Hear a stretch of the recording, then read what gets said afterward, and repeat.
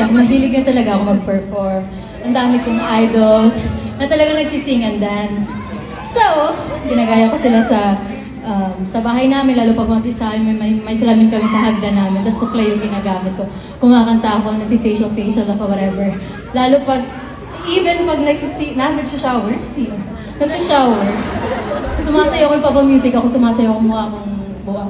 Anyway, isa sa mga idols ko, si Beyonce. So,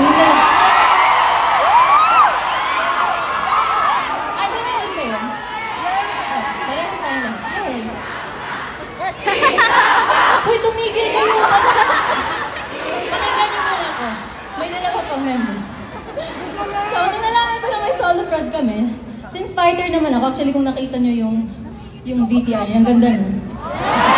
Thank you, Yas! Kung nakita niyo, yung segment naming tatlo, ni Gwenny and ni Joanna, ay fighter. So, since fighter naman ako, I want to challenge myself. So, naisip ko, okay. I want to be like Beyonce. Gusto ko kanta yung isa sa mga masterpiece niya. So, ang dami kong song. Nabilang niyo ba yun? Ang dami kong song.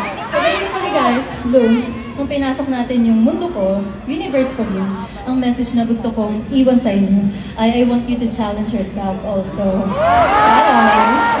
Yes, kahit mag-start tayo sa maliliit na bagay na, alam mo, believe me, it will create a great impact sa future niyo.